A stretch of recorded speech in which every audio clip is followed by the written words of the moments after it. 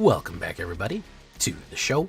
I am your host, as always, Jay Villain, aka That Villain Jay, and tonight we have a very special treat for you. Yes, we do. Because tonight, guys, we are making Demon Core. This is theory crafting for DUSKMOURN, okay?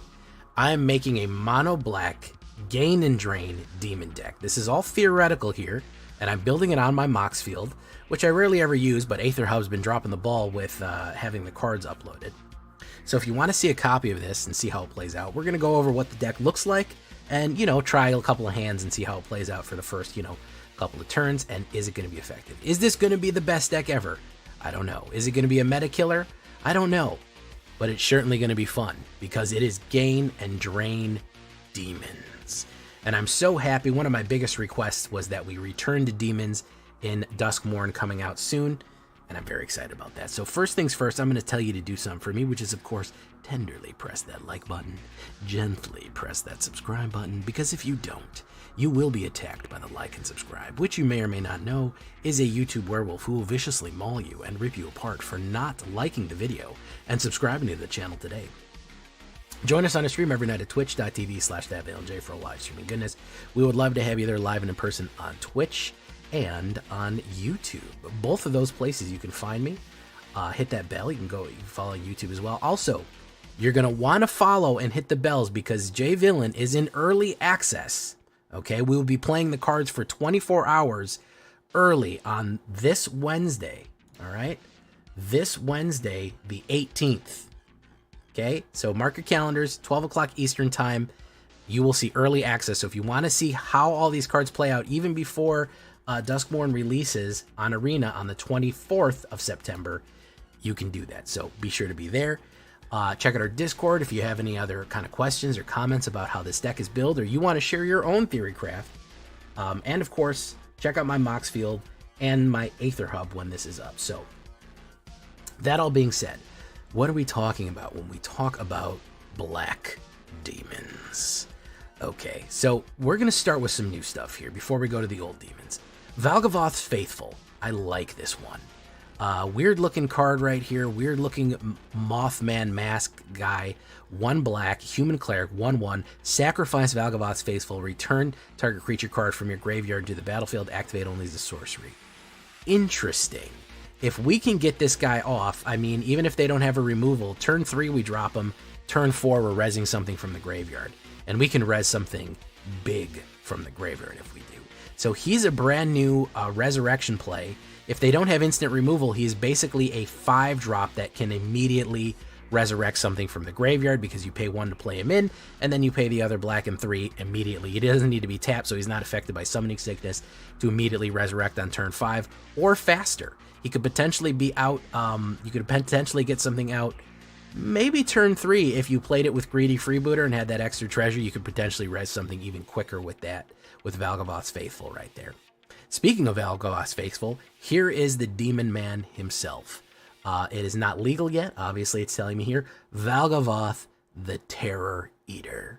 He is feeding on fear. That's what DUSKMOURN is. It is a giant haunted house of his own construction because what he eats is your fear.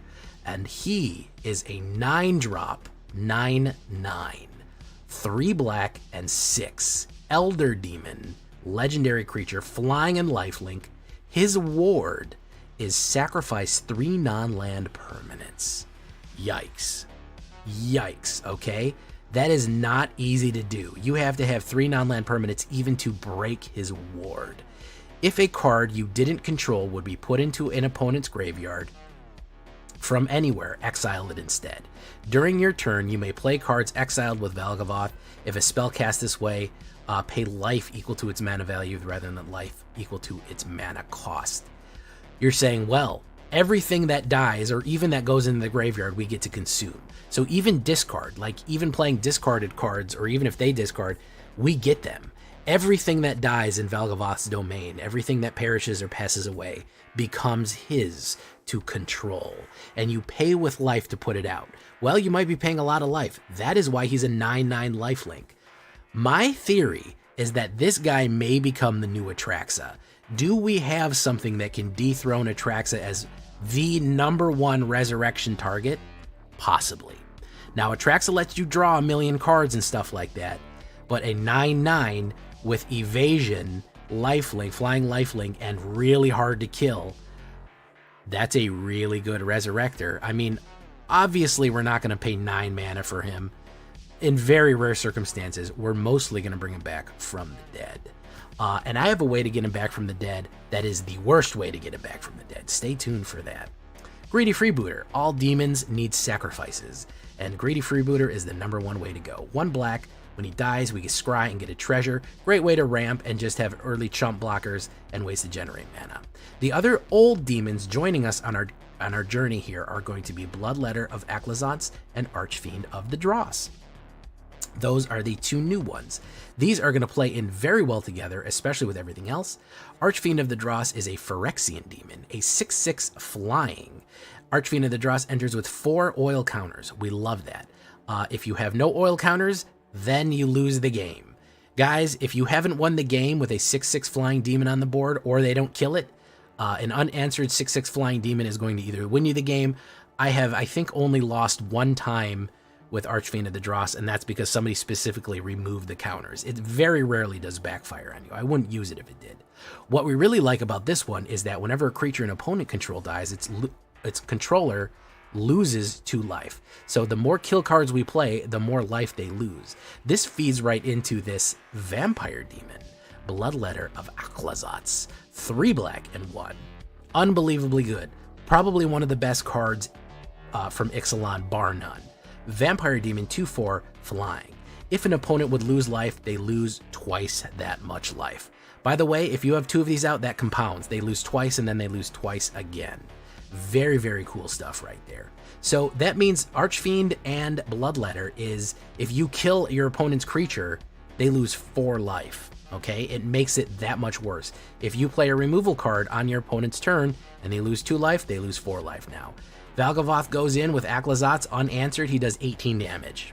That's what we're looking at right here. If you drop Bloodletter and Valgavoth swings for 9, that's 18. That's not a good hit. That's bad. Those are the creatures. There are more creatures, but these are the only creature cards. Next, we're going to talk about sorceries. The new ones. Come Back Wrong. You know, I haven't heard a lot of people talk about this card. Coming back as a zombie is great. I love that.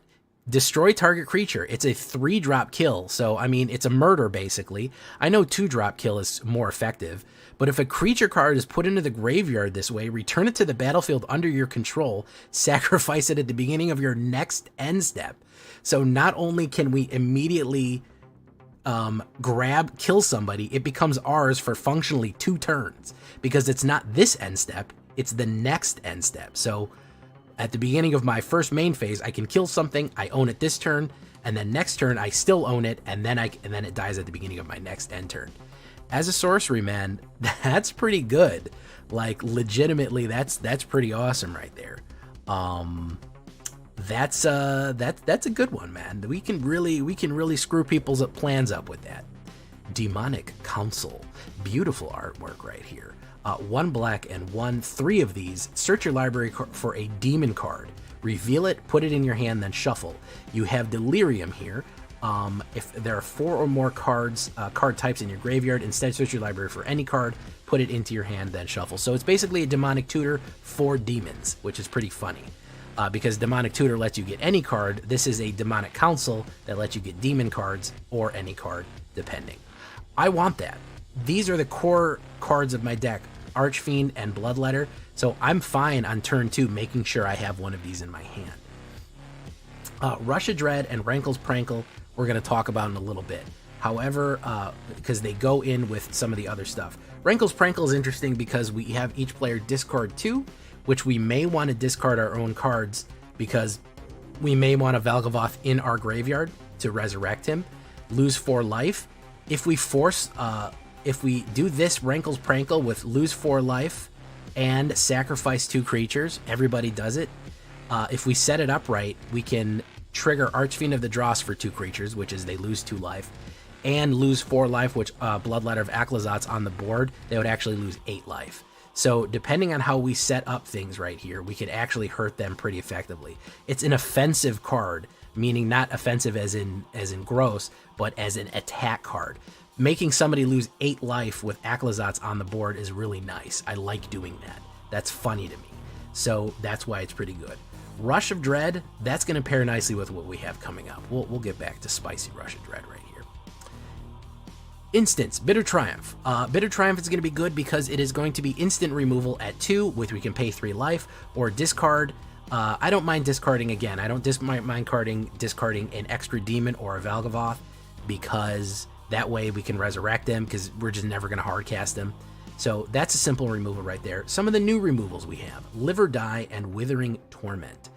Withering Torment is an especially salt harvesting card right here, which is 1 black and 2. Destroy target creature or enchantment. Oh yes. Oh yes, it's back. Feed the Swarm is back, and his name is Withering Torment. Enchantment removal is going to be critical. I cannot tell you how important enchantment removal is in this current meta and with upcoming DUSKMOURN. There is a lot of dangerous enchantments out there. This will stop their combo. This will stop their ley lines or whatever they have. I don't care about losing 2 life if it kills an enchantment. It kills a creature at instant speed or an enchantment at instant speed. I will pay 3 for that and 2 all day. I'd pay 3 life for that. I don't care. I'm playing black. Keep this locked up, man. As an uncommon instant speed, bingo. Live or Die, make your choice. That's what Jigsaw said. Shout out to Jigsaw right there. 2 black and 3 instant cards. Choose one. Destroy target creature. Why would we want to do that? Why would we want to kill a creature? I guess in an emergency we could use it as an instant kill card. Here's the other one. This is another one people aren't really talking about.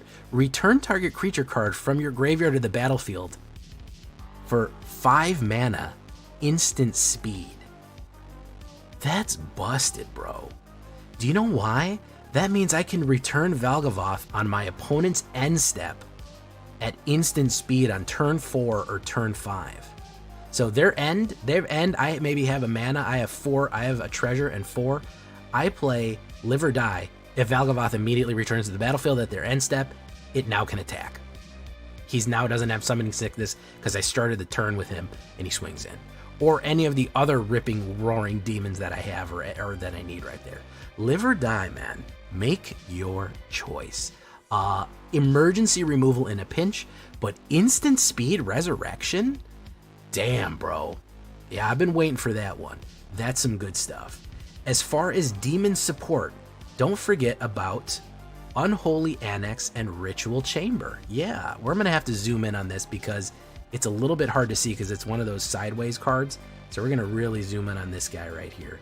Unholy Annex and Ritual Chamber. Or yeah, Chris Chaos said, yeah, if they're attacking, they attack into a Valgavoth and then whatever dies, I get control of. Yeah, instant speed resurrection is going to be busted. Here's in Unholy Annex and Ritual Chamber. Unholy Annex is 1 black and 2, okay? And at the beginning of your end step, draw a card. If you control a demon, opponent loses 2 life and you gain 2 life. Otherwise, you lose 2 life. It's basically a demon Phyrexian Arena. People were like, even Numbskull was like, I don't really like this one. If you don't have a demon out, it loses 2 life and you get an extra card at your end step. However, you will almost certainly have a demon out. So if you're thinking about playing a Phyrexian Arena in a deck, this is kind of the card for you. Yeah, you lose a little bit more life, but with a demon out, they lose 2 and you gain 2. So you need that demon power right there. Don't forget, at the end of the end step, if they lose 2 life and you gain 2 life, they actually lose 4 because of Bloodladder of Aclazotz. So stacking this guy on there, stacking Unholy Annex and Ritual Chamber on there is really good. So Unholy Annex pairs really nicely with demons. Ritual Chamber, hey, if you don't have a demon, the way that rooms work is you play either one of them down however you want. I would always want to play Unholy Annex first. Okay, so I would play the 1 black and 2. We have Unholy Annex. We're drawing extra cards. We're gaining and draining with our demons.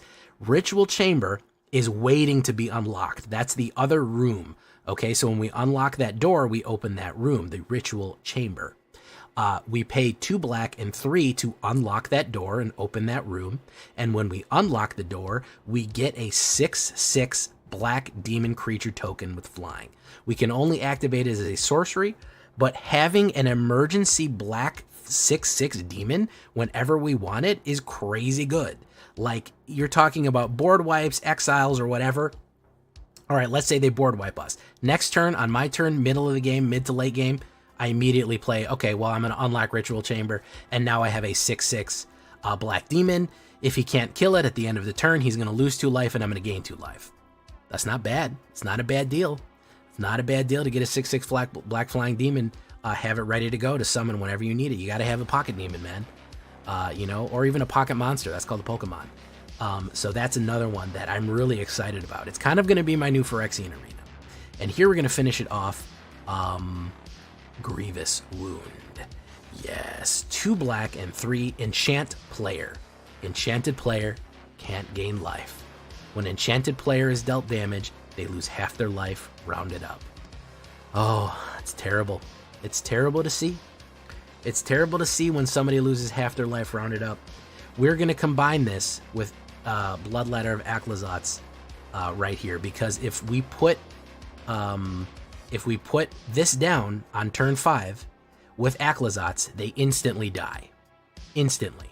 They just die. They lose half their life, rounded up. They lost half. They lose double. Double of half is a whole. They're dead. So if you go for turn 4 Aclazotz and turn 5 Grievous Wounds, they immediately die. Nothing you can do. They either counterspell it, or they can kill the demon, or they die. They can never gain life again, okay? Until they kill this enchantment. They can never gain life again. Sorry, Bat Dex. Sorry, Boros Factory, that's gaining dex for gaining life for each token. It's just pain. We're going to throw the Rush of Dread in there because that does a similar thing. Target sacrifices half their creatures, or loses half their life, or discards half their cards. Very similar effect. So we're getting 4 of these cards total. Half-life removal cards, either with Rush of Dread or with Grievous Wound. If you want to go all Grievous Wounds, you certainly can. If you wanted to go all Rush, I would go half and half. You could go all Grievous Wounds, though, if you wanted to. This is a sorcery. This is an enchantment. So arguably that this is a little bit more powerful than Rush, but you could also pull some shenanigans off with this if you have more mana to spree out with it. So that is the idea. Every single turn gaining and draining with, you know, with something like Unholy Annex, making them lose life each turn, making them destroying all their creatures, setting up Resurrection for the big demons that are going to rip and roar into the game here. Ramping, making sure we get the right cards that we need, slowly whittling their life away, killing everything they put down, seeking our Demonic Council, getting our demons set up in our hand, and then all of a sudden going in for the big smash, draining all of their life away, and then they instantly sink into the inky black abyss of death, which is where we want them at the end of the day. So those are the ways that I would combine the new demons with some of the old demons to make a new deck of mono black life drain demons. That's how I would do it. I don't know how effective it is. I don't know how great it's going to be in the meta. I'm not guaranteeing you this is going to get you mythic in a day, but I am saying it's going to be interesting. 60 cards, obviously 16 creatures, 9 sorceries, 7 instants, and 4 enchantments, 24 lands altogether. This is the CMC right here. Yeah, we have a really high curve, so I would kind of ignore that because the CNC is going to be really super high. We have a 98% chance of playing these on curve, which is pretty good. It's all mono black, and we can take a look at opening hands. That's not a bad opening hand. Deal another one, start with a Valgavoth Faithful, and then go into, then have some removal. We can play test a few hands right here. We can shuffle and draw a card. We would put down a mana, draw a card. We would put down a mana, and then we would probably, we would have played Valgavoth Faithful, and then draw a card. Greedy Freebooter, boom, draw a card. One of these, maybe play Come Back Wrong, draw a card. Ooh, we're getting mana screwed here, aren't we, guys? So let's try again. Let's go back to it then. Oh, that's how you change the turn. I'm so bad at playtesting using MOXFIELD. I never do it. Well, let's try it again. Let's do one more playtest. Deal another hand. That's actually decent. Playtest. Okay, so put 1, Valgavoth's Faithful. Turn 2, drop, wait. Turn 3, drop, maybe play a removal on something, and we would lose. Turn 4, drop, Archfiend on the front. Turn 5, Aclazotz for the demons. Turn 6, not bad, another Dross. Turn 7, more Aclazotz. So yeah, it's pretty decent. I would say that that's not too bad. We have kind of what we want here. We could be able to play a Resurrector in case we wanted it to. The Comeback Wrong would grab somebody and remove it. Not too terrible. We are getting mana screwed a little bit here. I would want to be able to discard this in some kind of way.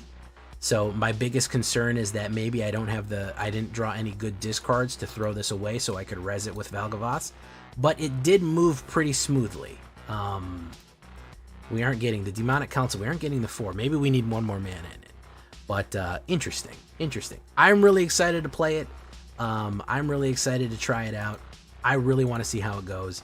You can play test it too if you download it off of my AetherHub or my MOXFIELD. You can get it yourself. You can see how it goes. Tell me what you think. What would you change? What would you do differently? Do you like what I've done here? Do you hate what I've done here?